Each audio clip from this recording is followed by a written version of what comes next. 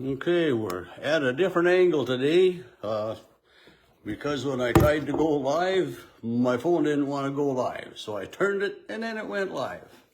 So that's okay, I guess. We look today at Galatians chapter 5, and Paul has been talking with the people about freedom and law and how you're set free by the law. And chapter 5 begins with, "For freedom Christ has set us free." Freedom from sin, freedom from the fear of punishment, freedom from the burden of having to, make donations and freedom from the worry of not having enough or maybe being good enough, or the sacrifice that we have not being acceptable. So freedom from sin, freedom from all of those problems, freedom in Jesus Christ, to know of God's love and God's grace, and to know that it's where we should be. And he says, stand firm in that freedom. Don't submit again to this yoke of slavery. Don't listen to he's preaching to, the people in Galatia are Gentiles. So, he's saying, circumcision doesn't make a difference for you. If you circumcise yourselves to become a Jew, well, then you're subject to the whole law. And you don't want that. You want to remain free in Jesus Christ. You don't want to have to justify yourself according to the law and to the sacrificial requirements. Stay within the grace of Jesus Christ. He said, verse 6, "For in Christ Jesus neither circumcision nor uncircumcision counts for anything. What counts is faith working through love." And then he talks a little bit more, and in verse 14, he says, "For the whole law is summed up in the command," and we know that command. You know that command. "You shall love your neighbor as yourself." And that is such a reality, but yet it's, sometimes it's kind of hard to do, to love someone that's different than you. And we've through society, we've been kind of conditioned to be suspicious of other peoples, other races, and I've had people from at least two different communities say to me, or to warn me about people from another community. You got to watch out for those people, and what's the big deal? I mean, we don't live very far apart. We're not that different, but society kind of conditions us that way. And, as much as we're working and hoping and wanting to have, racial equalities and none of this prejudice and stuff, but yet it's there, and it's just not good. But we need to try our best to love neighbor as self. And in verse 16, he says, "Live by the Spirit. Do not gratify the desires of the flesh, for the flesh is opposed to the Spirit."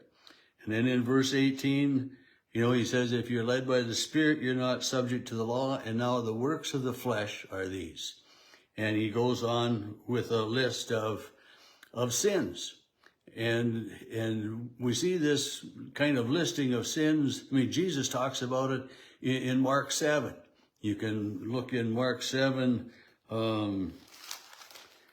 it's verses 19 through 21. "For it is from within, from the human heart," Jesus says, "that evil intentions come. Fornication, theft, murder, adultery, avarice, wickedness, deceit, licentiousness, envy, slander, pride, folly." This is the list that Jesus has in Mark 7. And so if you read these, I have marked in the margin of my Bible, "fruits of the flesh." If you read these here, it's very similar. And Paul lists similar sins in Romans 1 and in 1 Corinthians 6, I think it is. And he says, "I am warning you, as I warned you before, those who do such things will not inherit the kingdom of God.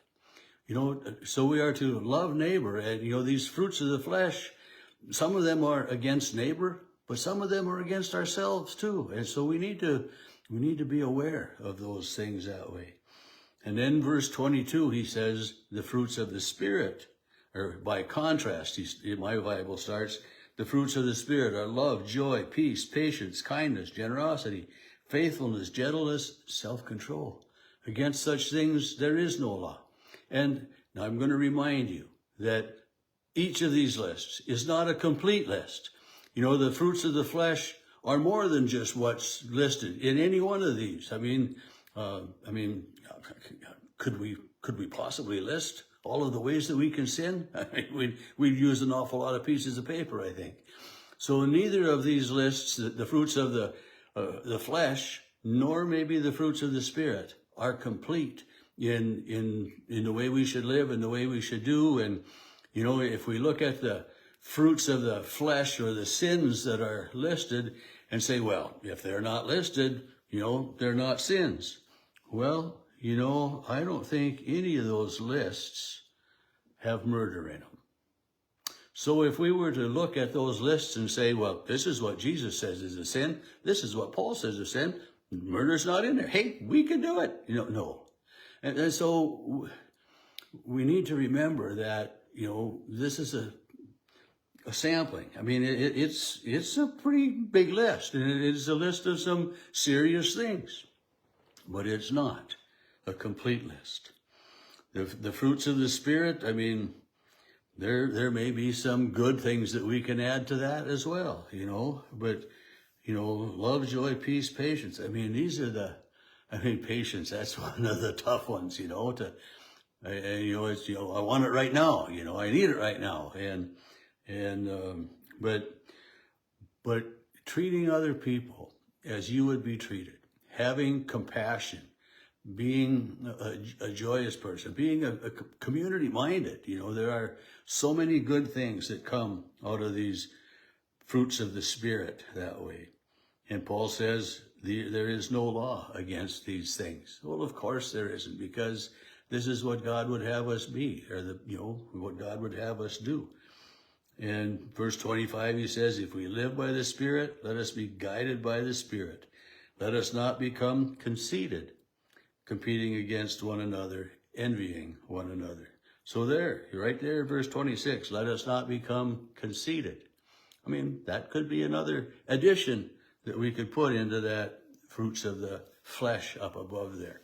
Another word that's not used. And as I said, there are many that we could add. And, you know, there isn't, I don't know if there's anything in there about, you know, coveting, you know, a couple of the commandments that God gives, you know, and, you know, the fruits of the flesh. I mean, to love the Lord your God with all your heart, soul, and mind. I mean, that's one of the fruits of the Spirit as well.